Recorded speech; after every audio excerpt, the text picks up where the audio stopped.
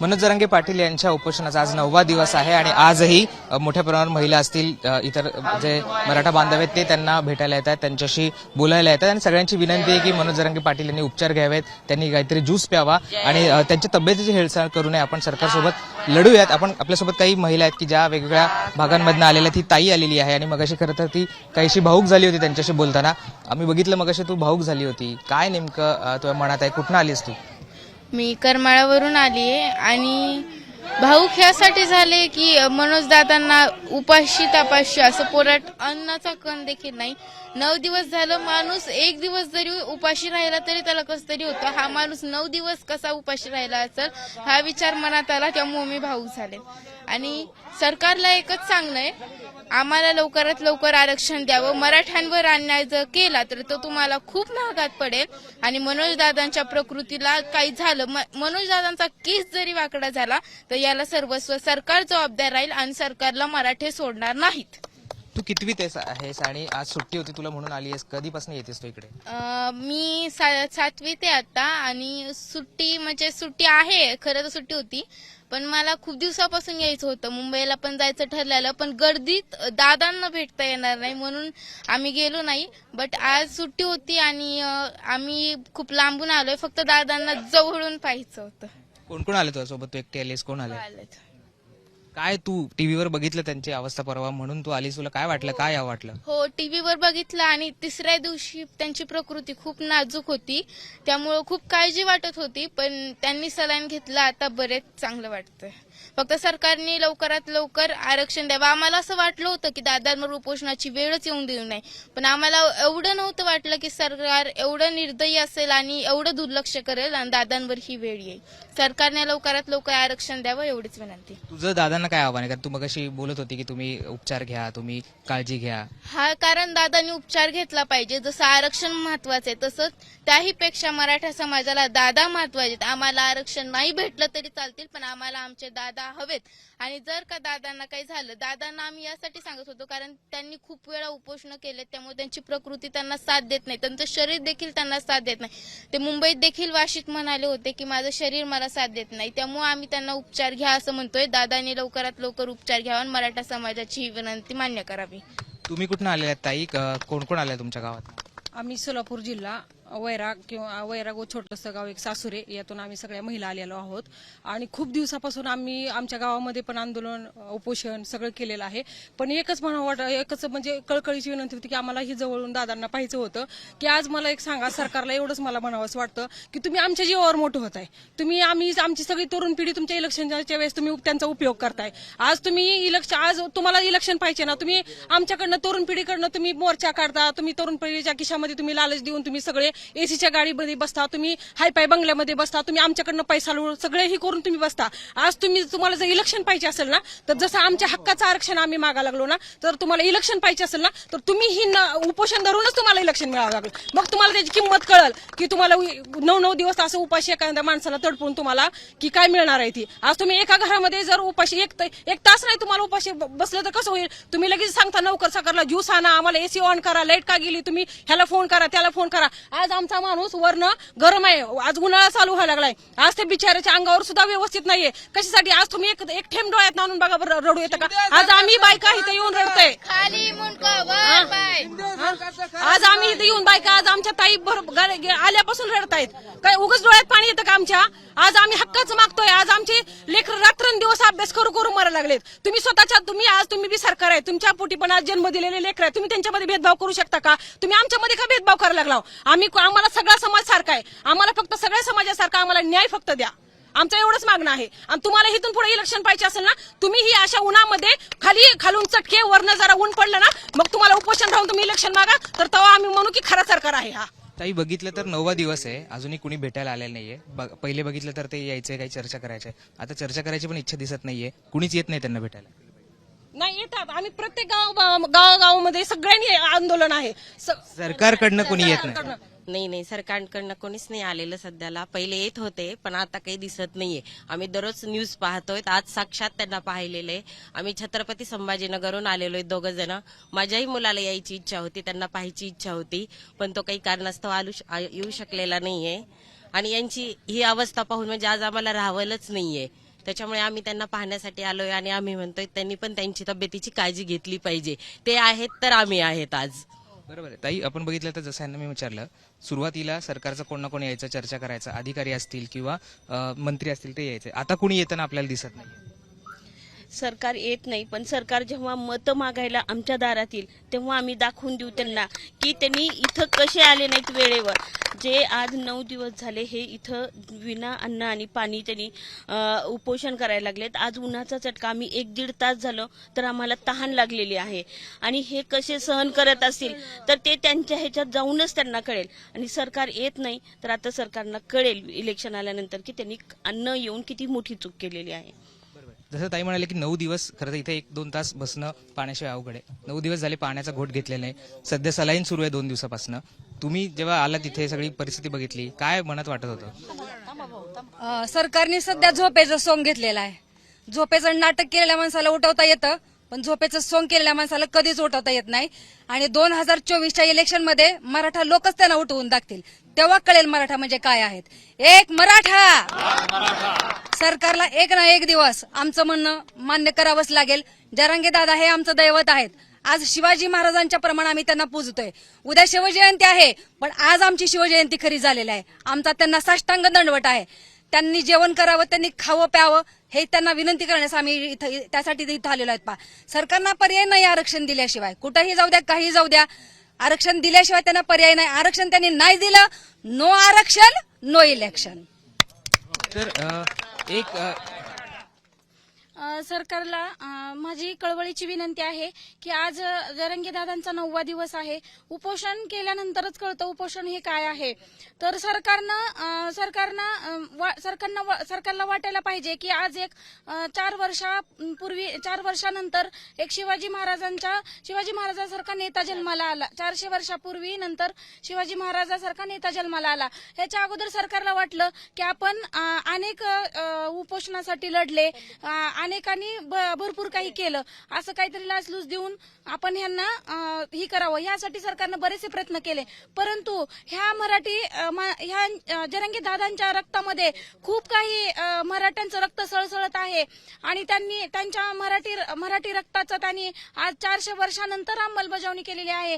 आज उद्या शिवजयंतीच्या अगोदरच आज आम्ही आमच्या दादांना भेटून शिवजयंती साजरी केली असं गृहीत धरते आणि दादांना सांगते की तुम्ही आपल्या आहाराविषयी म्हणजे आरोग्याविषयीची काळजी घ्या. जय जिजाऊ जय शिवराय. आपण बघितलं तर दादा थोडं पुढे तुम्ही बघितलं तर 9 दिवसापासून आंदोलन सुरू आहे.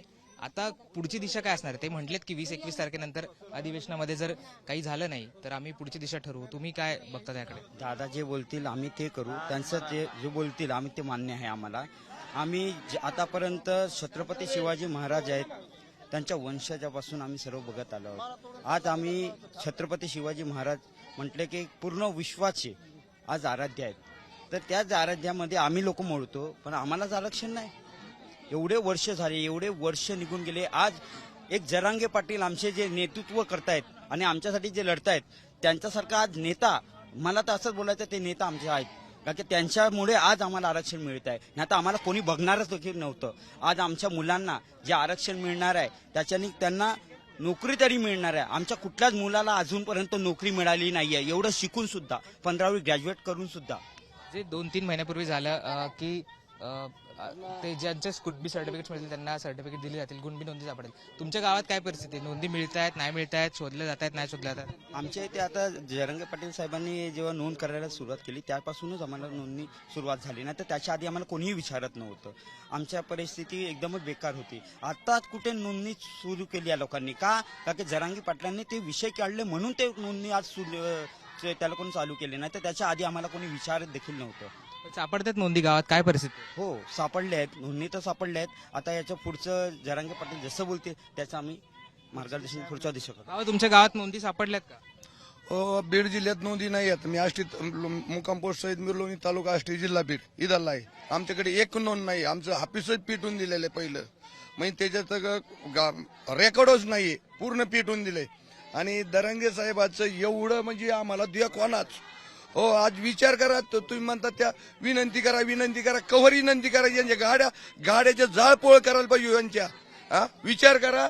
हा माणूस एवढा मुंबईला आम्ही त्यांच्या संघ होतो. मुंबईला बी विनंती केली. मुंबईला आला म्हणला माझी शपथ सुटली. आज शिवाजी महाराजची शपथ घेतली होती. मला माझी शपथ तुटली. तिथं एकनाथ शिंदे म्हणला आणि ते मराठी आहे ना कमीत कमी माहिती त्यांनी राजीनामा तरी द्यावा ना. मग एकनाथ शिंदेनी तो मोठा होईल. राजीनामा दिला आता मुख्यमंत्र्याचा. नाही तर तो निघा काय देवेंद्र फडणवीसच्या हाताखाली राहतोय. ते काय आहे ती सृष्टी. बरोबर. आपण तिकडे जाऊन ते आल्या. दादा मला त्यांचं विचारायचं आहे की आता बघितलं तर दोन गोष्टी होत्या त्याच्यामध्ये. एक तर कुणबी ज्यांचे सर्टिफिकेट सापडले त्यांना कुणबी नोंद देणार आणि सरकार असं म्हणते म्हणजे नाही सापडणार त्यांना आम्ही 20 तारखेला अधिवेशन करतोय. त्याच्यामध्ये जो मागासवर्ग आयोगाचा अहवाल आहे तो स्वीकारून आम्ही वेगळं आरक्षण देऊ. तुम्ही कसं बघताय सगळ्याकडे? हा जो डाव आहे ESBC आणि SEBC दोनदा खेळून झालेला आहे आणि दोनदा इलेक्शनच्या तोंडावर झालेला आहे. त्याच्यामुळं आता दोनदा झाले, तिसऱ्यांदा आमची इच्छा नाही. मी आपल्या मार्फत स्पष्ट सांगतो की हे आरक्षण आम्ही मागितलंच नाही तर तुम्ही आम्हाला बळबळ का देताय? म्हणजे हे इलेक्शन तुम्हाला जिल्हा परिषद, पंचायत समिती, लोकसभा, विधानसभा कशी तरी काढायची. कारण तुम्हाला मराठाला बी खुश करायचंय हे न मिळणार आरक्षण आणि ओबीसीला बी खुश करायचंय. फक्त इलेक्शन समोर ठेवून तुम्ही ही प्रतिक्रिया किंवा हे जी हालचाल आहे ती करते. आम्ही तुमच्या मार्फत सगळ्याच्या साक्षीनं आम्ही सांगतोय की हे आरक्षण आम्ही मागितलं नाही आणि ते आम्हाला देण्याचा प्रयत्न करू नका. आमची मागणी जी आहे मनोज दादा 5 महिन्यापासून आज 6वं उपोषण आहे. हे फक्त ओबीसी मधून आरक्षण मागत आहेत. आम्ही मुंबईला जे आलो ते ओबीसी साठी आलो. तुम्ही जे आजपर्यंत 6-7 वेळेस आश्वासनं खोटे दिले ते ओबीसी मधूनच दिलेले आहेत आम्हाला आणि हे बिलकुल आम्ही सहन करणे. आमच्या फूट पाडायचा हा वेगळा प्रयत्न आहे. इलेक्शनच्या तोंडावर मराठा आणि ओबीसी यांना सांभाळायचं यांचं काम आहे. ते इलेक्शन गेलं चुलीत. आमचं भविष्य, आमच्या लेकराचं भविष्य आम्हाला बघायचंय. त्याच्यामुळे आमची ठामपणे मागणी आहे आरक्षण फक्त ओबीसी मधूनच पाहिजे. आरक्षण फक्त आम्हाला ओबीसी मधूनच पाहिजे. आता मी गडबडीत आहे. मी आमचं गाव लातूर तालुक्यातील गादवड मांजरा पट्ट्यातून मी आलेलो आहे. माझ्या गादवडची एकही नोंद सापडली नाहीये, पण माझ्या आजूबाजूच्या गावामध्ये नोंदी सापडलेल्या आहेत आणि या नोंदी नमुना क्रमांक 33 आणि 34 मध्ये सापडलेत. मी स्वतः तिथं जाऊन मागणी केली माहितीच्या अधिकाराखाली. तर ह्या नोंदी आमचा कुठेही दस्तावेज शिल्लक नाही, उपलब्ध नाही असं देत नव्हते. आम्हाला भांडून अधिकाऱ्यांशी वाद घालून दबाव टाकून सगळं गाव तिथं गेलो. त्यावेळेस त्या अधिकाऱ्यांना आम्हाला लिहून दिलं की संबंधित नोंदी आमच्या दप्तरामध्ये नाहीत. म्हणजे आमचे पाहुणे रावळे कुणबी, आमच्या आजूबाजूचे गाव कुणबी आणि मध्ये आम्ही कुणबी नाही. त्याच्यामुळे सगळे सोयरा कायदा आमच्यासाठी महत्वाचा आहे. तुम्ही इलेक्शन ठेवून तुम्ही करताय, पण मी खात्रीनं सांगतो आम्ही ओबीसी शिवाय आरक्षण घेणार नाही आणि आम्ही ओबीसी मध्ये जोपर्यंत जात नाही तोपर्यंत आम्ही थांबणार नाही. तुम्ही इलेक्शन लढा, सभा घ्या, काय करायचं ती करा. कारण हे 50% पुढचं आंदोलन 1 मिनिट मोदी साहेब देऊ शकतात संसदेतून किंवा राष्ट्रपतीहून. आधी 2दा उडालेलं आहे, ते टिकलं नाही. परंतु महाराष्ट्रात 4 वेळेस मोदी आले. मोदींनी मराठ्याचा म काढला नाही आणि आरक्षणाचा अ काढला नाही. याचा अर्थ त्यांच्या मनात हे द्यायचं नाही. हे इलेक्शनचं गाजर आहे, आम्ही ह्याला मान्य करत नाही. आता जे अधिसूचनेबद्दल आपण थोडं बोलूयात. वाशीमध्ये जी अधिसूचना काढली होती त्या अधिसूचनेमध्ये सगळे सोयऱ्यांबाबतचा उल्लेख आहे, पण तुम्ही ती वाचली असेल कदाचित. त्याच्यामध्ये असं म्हटलेलं आहे की वडिलांच्या बाजूनी जे तुमचे नातेवाईक आहेत त्यांना तुम्ही देणार, मातृसत्ताकचा कुठे उल्लेख नाही. आणि त्यांचं असं म्हणणं आहे की असं कुठेही कायद्यामध्येच प्रोव्हिजन नाही की मातृसत्ताक पद्धतीने द्यायचं. सगळे सोयऱ्यांचा जो मुद्दा आहे त्याच्यामध्ये असं म्हटलेलं आहे की स्वजातीय लग्न झाली म्हणजे एखाद्या जातीमध्ये लग्न झाली आणि एखाद्यानी शपथपत्र दिलं की हे माझे नातेवाईक आहेत आणि त्यांना तुम्ही दिलं पाहिजे तर ते त्याच्याबाबतचा विचार करतील. तर आता जसं मातृसत्ताक पद्धतीचा कुठे उल्लेख नाही त्याच्या पद्धतीने देणार नाही असं सरकार म्हणतंय.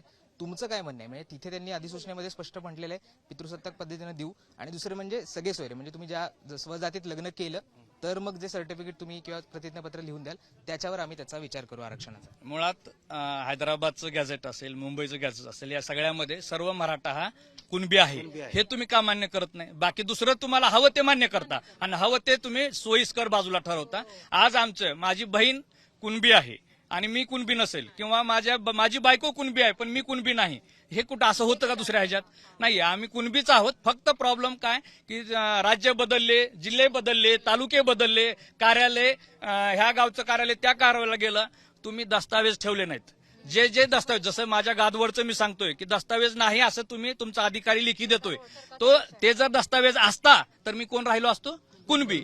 आज आम्ही तुम्हाला मागणी का करतोय तर आमचे दस्तावेज तुम्ही ठेवले नाहीत शासनानं, म्हणून आम्ही मागतोय आणि आम्ही कुणबीच आहोत हे सांगतोय. कारण तुम्हाला दस्तावेज सापडल्यावर तुम्ही कुणबी मान्य करताय, पण आमचे दस्तावेजच तुम्ही ठेवले नाहीत. आज आमच्या इथं एका गावामध्ये जिल्हा परिषदमध्ये सापडलं रेकॉर्ड, त्याच्यामध्ये कुणबी लिहिलेल्यावर व्हाईटनर लावलेला आहे आणि बाजूला मराठा लिहिलेला आहे. मग ह्याला जिम्मेदार कोण? तो मुख्याध्यापक म्हणतो हे आधीचं आहे, माझ्या आधीचं झालेलं आहे. हे सगळं फसवेगिरी आहे. तुम्हाला सगळ्यात महत्वाचं सांगतो की हे आंदोलन पेटलंय, मराठा पेटला, एकतर पेटत नाही, पेटला तर विजत नाही. जोपर्यंत आम्हाला कुणबी सर्टिफिकेट मिळत नाहीत तोपर्यंत आम्ही शांत बसणार नाही आणि ओबीसी मधूनच आम्हाला आरक्षण पाहिजे. वरचं चॉकलेट आम्ही काय आता धोत्र घालत नाही, आमचे पूर्वज घालत होते, आता आम्ही काय कानाला बिड्या लावल्या नाहीत, त्याच्यामुळे आम्ही आता तुमच्या ह्याला बसणार नाही. आणि तुम्हाला जसं शेड्यूल 10चं तुम्ही सोयीस्कर अर्थ लावला ना राष्ट्रवादी आणि शिवसेनेच्या बाबतीत, तुम्हाला हवं ते कायद्यामध्ये जिथं कुठं सापडलं ते उचलून तुम्ही मोठं केलं, तसं तुम्ही आमच्या बाबतीतही करू शकता. तुमची देण्याची भावना नाही. तुम्ही 200 लोकांच्या सभेमध्ये जाता ओबीसीच्या आणि तिथं जाऊन ठणकावून सांगता तुम्ही की आम्ही ओबीसीला ढकल लागू देणार नाही, परंतु इथं करोडोनं लोक आले यांचं तुम्हाला दिसत नाही. ही जर लोकशाही असेल तर लोकांचं म्हणणं ऐकलं पाहिजे. आंतरवलीला 1.5 कोटीपेक्षा लोक जास्त आले होते, हे लोकशाहीतलेच लोक होते. म्हणजे लोकांना महत्व आहे, यांच्या वेदना तुम्ही शासन समजून घेत नाही. आता एवढं जरंगे दादा इथं जीव जाईल, आम्हाला असं मिनिटाला वाटत होतं, मला बोलता येत नव्हतं. मी इथं 1-2 शिव्या दिल्या की उचला आणि ह्याच्यामध्ये घाला. तुम्ही आम्ही यांना उचलून दवाखान्यामध्ये घ्या म्हणलं, कारण आंदोलन पुन्हा पुढे करावं लोकशाही पद्धतीनं. हे रोज पक्ष बदलणारे, आज पक्ष राहिलाय का? कुठला तत्व राहिलेत का? कुठली लोकशाहीची प्रतिष्ठा राहिली का? काहीच नाही. आज एवढा सगळा कचरा करून ठेवला राजकारणाचा, तर असल्या लोकांपुढे दादांनी उपोषण करावं आम्हाला असं वाटत नाही. कारण ह्या लायकी सरकारमध्ये बसणाऱ्यांची लायकी असेल तर आपण हक्कानं अधिकृत केलं असतं. खरं सांगू का, महाराष्ट्रात शांतता फक्त दादाच्या एका शब्दामुळे आहे. दादाचा रोज 10 शब्द आहे, शांतता शांतता शांतता. नाहीतर आज दिल्लीमध्ये जे जाट आणि शेतकऱ्यांचं आंदोलन आहे का, त्या आंदोलनापेक्षा 10 पट तीव्र आंदोलन मराठी करू शकतात. पण मनोज दादा हे जे दरवेळेस आव्हान करतात शांतता शांतता, आता त्यांचं 5वं का 6वं उपोषण आहे.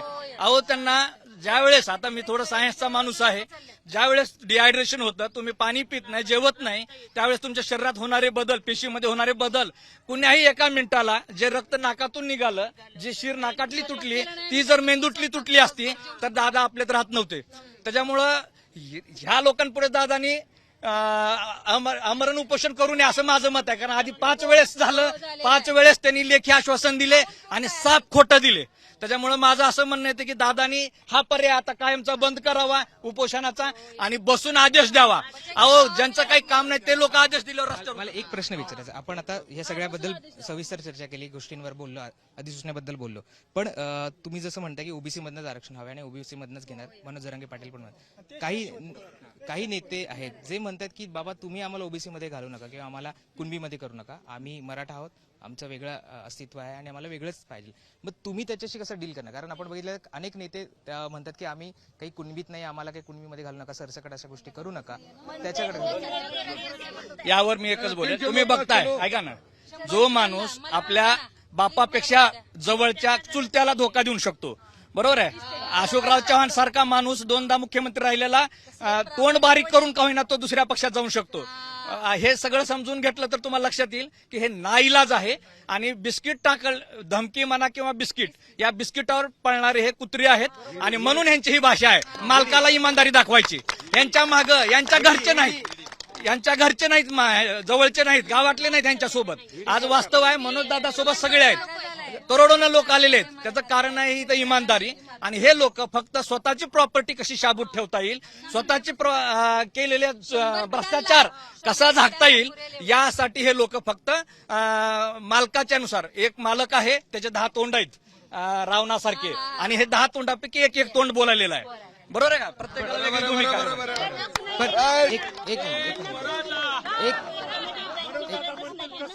एक मनोज दादा म्हणतात की मराठा आणि कुणबी काही वेगळं नाहीये, आम्ही शेती करायचं म्हणून आम्ही कुणबी झालो, आम्ही अजूनही शेती करतो. तुम्हाला काय वाटतं त्याच्याबद्दल? काही लोक मराठा अस्मिता म्हणून ठेवतात की आम्हाला वेगळं करा, आम्हाला त्याच्यामध्ये घालू नका. तुम्ही कसं बघता याकडे? अस्मिता कोण ठेवतंय की ज्यांना गरजच नाहीये, त्यांचे सगळे पोट 10 पिढ्या जगतील इतकं त्यांच्यामध्ये भरून राहिलेलं आहे. आणि आज जर का तुम्ही खेडोपाड्यामध्ये गेलात तर तिथली परिस्थिती शेतकऱ्यांची बघा तुम्ही की काय आहे. लेकरांना इतके मार्क्स मिळून सुद्धा आज एका टक्क्यासाठी एका मार्कासाठी लेकरं घरी बसून आहेत की त्यांचे नंबर लागत नाहीत, कुठं नोकऱ्या मिळत नाहीयेत, सगळीकडे आरक्षण. आणि इतकं परिस्थिती इतकी. कुणबी म्हणजे काय की जो शेती करतो तो कुणबी आहे. मग ह्यांना कुणबीमध्ये यायचंच नाहीये, कारण ह्यांचे सगळे घर भरलेले आहेत, ह्यांना गरजच नाहीये ना. म्हणून त्यांना असं म्हणायचं की आम्हाला कुणबीमध्ये घेऊ नका. परंतु दादा हे पण म्हणतात की गरजवंत मराठ्यांचा लढा आहे हा. जर त्यांना गरजच नाहीये तर त्यांना नका घेऊ म्हणा ना, कुणबी नका येऊ तुम्ही. पण ज्यांना गरज आहे, ज्यांना लेकरं ज्यांचे घरी बसतायत शिकून, ते शिकलेले आहेत म्हणून धड ना त्यांना शेती करता येते ना कुठं जाता येतं. आज इतक्या आत्महत्या होत आहेत सगळ्या महाराष्ट्रामध्ये. तर त्या आई वडिलांनी काय करायचं? शेत विकून त्यांनी मुलांना शिकवलंय आणि मुलं शिक्षण घेऊन घरी बसतायत. मग अशा शेतकऱ्यांनी काय करायचं? तर अशासाठी गरजवंत म्हणजे या शेतकऱ्यांना कुणबी हे प्रमाणपत्र मिळून आरक्षण आम्हाला मिळालंच पाहिजे.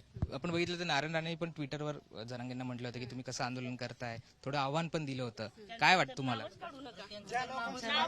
ज्या लोकांची लायकी नाही त्यांच्या बोलण्याला आपण महत्व पण नाही द्यायचं. जे मराठा आहेत ना त्यांना कुणबी हे प्रमाणपत्र भेटलंच पाहिजे, कारण ज्यांना खरी गरज आहे त्या इथे येतात, दादांना सांगतात की उपोषण सोडा. दादांना उपोषण, आज आम्ही वैरागच्या महिला इथं आलो आहोत, त्यांना उपोषण सोडा म्हणून. त्यांची आम्हाला गरज आहे, त्यांच्या विचारांची गरज आहे आणि ह्यासाठी त्यांनी उपोषण सोडावे. आणि ह्या मूर्ख लोकांच्या समोर उपोषण करायची तरी काय गरज आहे? हा कुत्रा आहे त्यांनी पाळलेला. त्या माणसांकडे अपेक्षा पण नाही करायची. आपण इतके समर्थ आहेत, आपण स्वतः जाऊन जिथं कायदेशीर करूया, कायदेशीर सगळ्या कारवाया करू आणि आपण पूर्ण सरळ वाटेवर आहेत. आपण कुठेही कुणाशी दगाफटका केलेला नाहीये. तरी प्रत्येकाने एवढं ही करावं आणि दादांनी पण मनावर घ्यावं की काय असेल ते खाऊन पिऊन आपण ताकदीनं करूया, असं उपाशी राहून नको. आपण त्यांना कमजोर नको दाखवायला. एकतर मराठी एकत्र येत नव्हते आतापर्यंत, मराठ्यांना नेतृत्व नव्हतं. आता आम्हाला जरंगे पाटलाच्या रूपाने एक महाराजांसारखं नेतृत्व मिळालेलं आहे आणि ते आम्हाला वाया घालवू द्यायचं नाही. त्यामुळं आम्ही आज इतक्या लांबून, शिवजयंती उद्या आहे, परंतु आम्हाला दादांना भेटल्यानंतर आम्ही शिवजयंती म्हणजे काय साजरी करायची असं ठरवलं होतं.